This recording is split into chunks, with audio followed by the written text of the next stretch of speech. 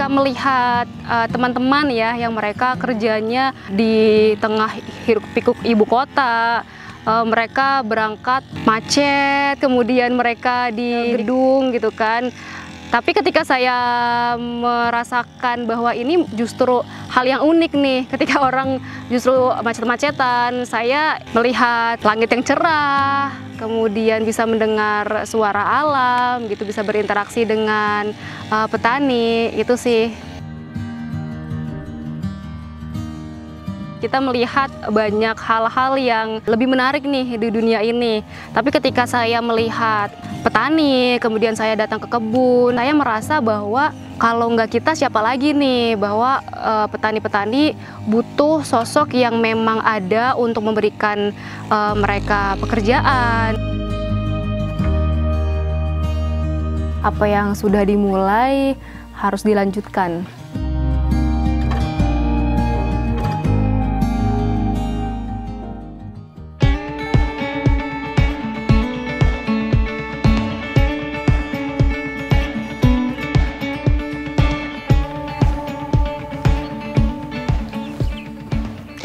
Tani Lovers, kembali lagi di episode Laskar Tani, yang mana kali ini tim TV Tani Indonesia akan mengunjungi salah satu perkebunan khususnya di minyak atsiri.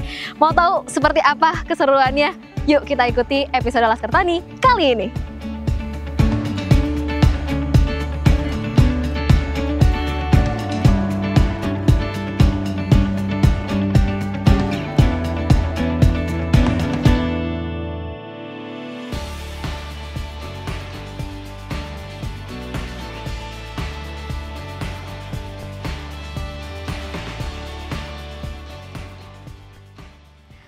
Oke Tani Lovers, saat ini kita sudah sampai di Desa Sukaharja, Kecamatan Sukamakmur, Kabupaten Bogor, dan lebih tepatnya di Pemalang Agrowangi. Mau lihat langsung seperti apa? Yuk. Halo Mbak Anggun. Halo, Mbak Kiki ya? Iya, aku Kiki Iya. dari tim TV Tani Indonesia yang mau lihat-lihat nih soal PAW. Itu produknya Mbak? Ini produk-produk kami. Nah, di sini kan kebetulan memang kebun sereh nih. Nah, ini minyaknya nih. Oh, boleh dicium dulu ya? Boleh. Wah, wangi banget Mbak. Benar, pas baru nyampe kecium nggak? Iya. Aroma-aromanya. Bener, apalagi kan saya dari ibu kota ya, jadi kecium banget perbedaannya gitu ya. Bener-bener. Oke. Nah, ini semuanya dari Produknya langsung? Produknya dari langsung. Ini Serai sebagian Wangi. besar dari Serai Wangi. Nah, di sini kebunnya deket nih. Oh, dekat. Mbak Kiki mau lihat? Mau banget. Boleh banget. Kita Langsung jalan kebun. sambil olahraga tipis-tipis. Boleh. Kita ke kebun Serai Wangi. Oke.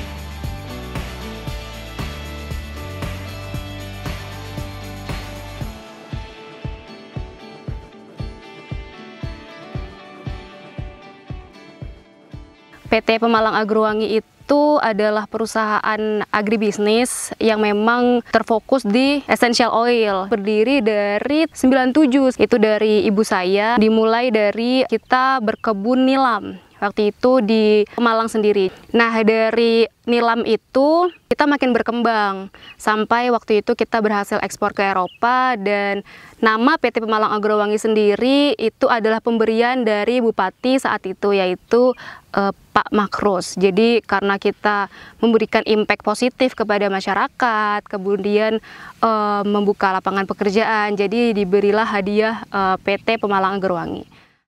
Dari Pemalang kita pindah ke Jawa Barat, dan di sini kita dimulai sekitar tahun 2010 dari 1 hektar, 2 hektar sampai sekarang lebih luas. Nah, di Serai Wangi sendiri dengan harga yang lebih stabil, kemudian tanaman yang sangat tangguh bisa dibilang, mau hujan, panas, dengan segala macam cuaca akan survive. Kita fokuskan di Serai Wangi sampai sekarang. Kita mempunyai sister company dengan nama Citronello Body Shop. Di situ kita coba untuk membuat derivatif produknya, produk-produk turunan dengan bahan baku dari Serai Wangi. karena tertarik dengan pertanian ya, jadi dari kecil itu sudah dikenalkan dengan tanaman, dengan petani. Apa yang bikin saya makin mendalami, karena ketika saya berinteraksi dengan mereka ada feeling tersendiri untuk oh oke deh di sini aja.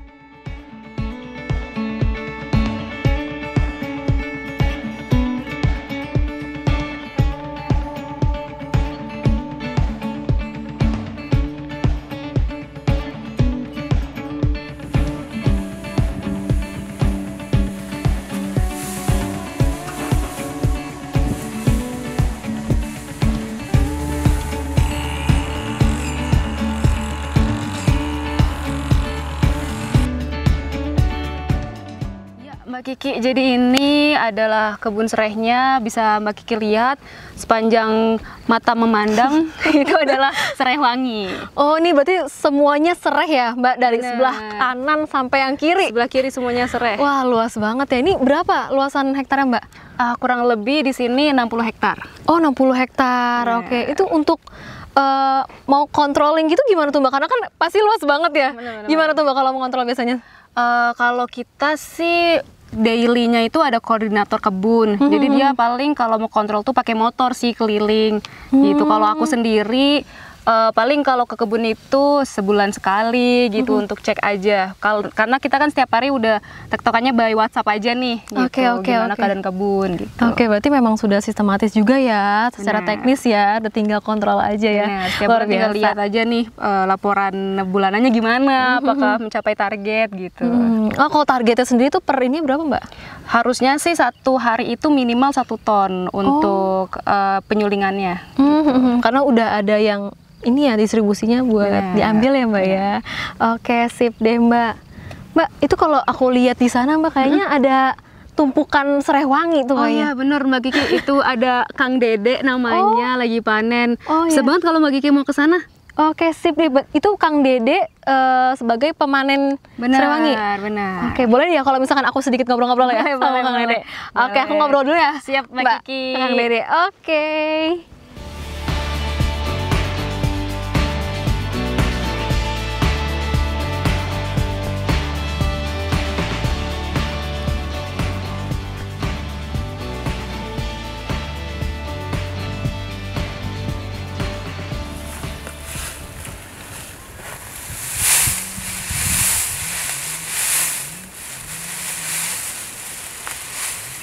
Wih, halo Kang.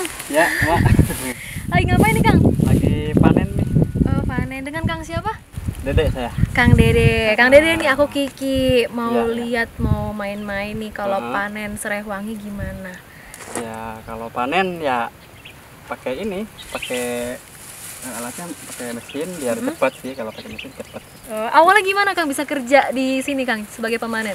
Awalnya kerja ya ada yang ini, ada yang apa ngajakin saudara saya ngajakin, katanya daripada nganggur kita ikut aja ke ini, katanya jadi tukang panen.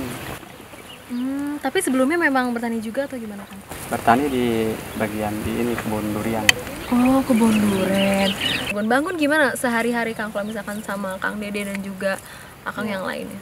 Selama 4 tahun ini ya yang saya rasain ya orangnya baik, mengerti juga sama orang kerja gitu ya, orangnya asik sih. Kang, kalau misalkan mau ngomongin soal Mbak Anggun, apa sih kira-kira yang bisa memberikan pesan gitu buat Mbak Anggun? Ya mudah-mudahan buat bangun sukses selalu lah pokoknya gitu. Oke Kang, Kang kita mau tahu juga nih kalau misalkan panen gini biasanya emang tiap hari tuh gimana Kang kalau serai wangi ini? Kalau panen tiap hari, Oh tiap hari. iya. Berapa banyak nih Kang? Sekitar 3 sampai 6 kintal ya. Oh 3 sampai 6 kintal. Nih abis ini mau dikemana nih Kang? Nah, habis Dari- ini habis panen kita langsung ke penyulingan. Oh, mau ke Nanti ada penyulingan. bagian penyulingan juga ada nih. Oke, boleh ikut kali ya nanti aku ke sana ya? Boleh. Tapi sebelum ikut nih Kang, harapannya apa Kang? buat Harapannya PAW? mudah-mudahan Agrowangi semakin berjaya dan semakin sukses gitu. Oke sih deh Kang. Ayo kita mungkin boleh ikut Ayo, ke penyulingan ya Kang ya?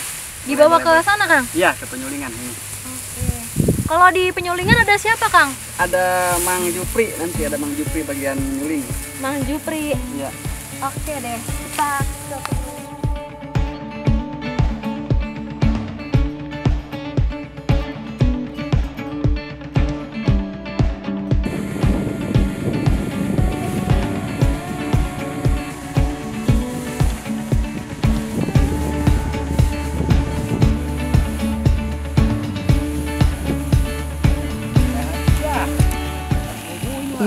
Ya, ini bisa Tani Lovers lihat. Kita ada beberapa produk turunan, utamanya dari serai wangi. Yang pertama kita ada beberapa varian essential oil, mulai dari serai atau citronella, ada cengkeh atau clove, ada patchouli, ada lemongrass, ada kenanga, dan lain-lain. Pokoknya banyak minyak khas Indonesia. Kita juga ada body wash, ada shampoo, ada massage oil, terus ada karbol juga. Karbol itu dari hasil limbah penyulingan serai wangi. Dan kita juga ada bioadiktif untuk bahan bakar di kendaraan. Ide awalnya itu muncul dari keinginan kita untuk zero waste. Nah, ketika kita mau zero waste kan berarti kita melihat dalam cycle produksi kita, apa nih yang bisa kita manfaatkan lagi. Nah, kita riset ternyata hidrosol ini bisa jadi karbol gitu. Terus berangkat dari zero waste itu, kita melihat bahwa essential oil ini tidak hanya dijual secara crude loh, tapi banyak juga orang yang butuh untuk dipakai secara satuan gitu. Jadi kita buatlah massage oil, body wash, dan lain-lain.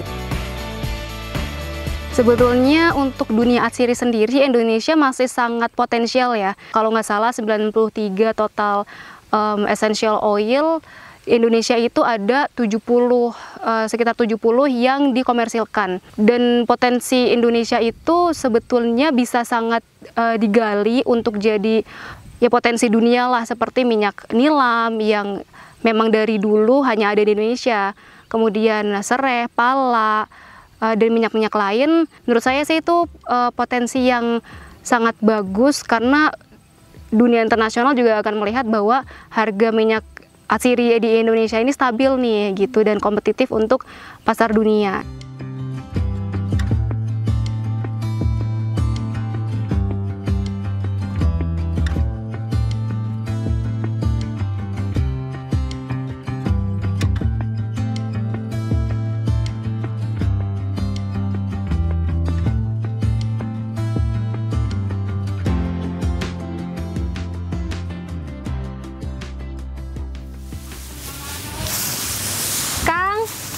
Ya, Mbak. Iya, Kang, ini tempat penyulingan ya, Kang? Iya, Mbak. Ini saya tadi habis manen bareng sama Kang Dede. Oh, ya. Iya. Saya terus nih ya, Kang? Itu aja. Nah, dulu, Kang. Dengan Kang siapa, Kang? Jupri. Kang Jupri, saya Kiki. Oke deh, Kang. Aduh, ini hasil panen ya, Kang, ya? Udah semuanya nih? Iya, hasil panen. Nyaman apa gimana perasaannya udah ikut kerja bareng sama Mbak Anggun udah 10 tahun lebih, sama keluarganya gimana? Ya, nyaman lah. Udah kayak keluarga sendiri. Nyaman aja ikut sama Ibu Eti. Seperti apa tuh, Kang, sosoknya Mbak Anggun dan juga keluarganya bareng-bareng sama rekan-rekan di sini, sama petani di sini? Ya, sehari-hari ya gimana ya, enak aja sih, pokoknya diperhatiin gitu. Entah kalau sumpama ada apa-apa langsung laporan, langsung tanggap. Ada nggak momen paling membekas banget buat Kang Jupri tuh saat apa gitu? Boleh ceritain dong, Kang.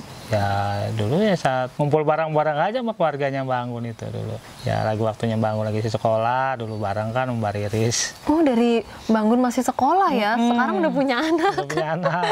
Tapi Kakak sendiri gimana nih sejauh ini, kayak kalau nyuling gini nih setiap hari apa sih, Kang? Biasanya kita 2 hari sekali. Oh, 2 hari sekali. 2 hari sekali, habis setelah panen, ya 2 hari mulai ngebut nyuling gitu. Itu kalau sekali nyuling berapa banyak nih hasilnya? Biasanya kalau kita panen untuk sulingan biasanya seton gitu ya, pakai 2 ketel, paling kita dapat 6 kilo. Oke deh, Pak. Berarti nanti kalau karena penyulingan ini 2 hari sekali, ini berarti kekumpulnya nanti ya, Pak ya? Nunggu udah kumpul semua baru bisa disuling. Itu berapa prosesnya, Pak, penyulingan tuh? Prosesnya berapa lama? Prosesnya kita kalau penyulingan paling 3 jam selesai. 3 jam, habis itu udah langsung hasil minyaknya udah ya? hasil minyak. Oke deh, berarti langsung lihat hasil di olahan produknya ya, Pak ya? Oke, sip, makasih banyak. Sama-sama. Kang Jupri, saya mau lihat nih produk-produknya. Ya, oke, sip. Makasih banyak, Kang. Saya izin ya, Kang.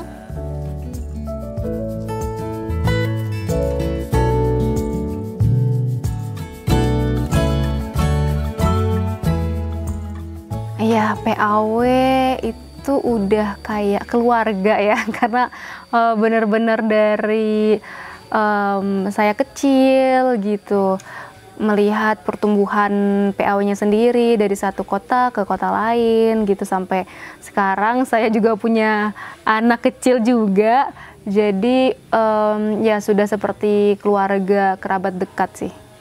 Harapannya semakin tumbuh, semakin bisa berinovasi, menjawab tantangan-tantangan yang ada, kemudian bisa semakin mendunia.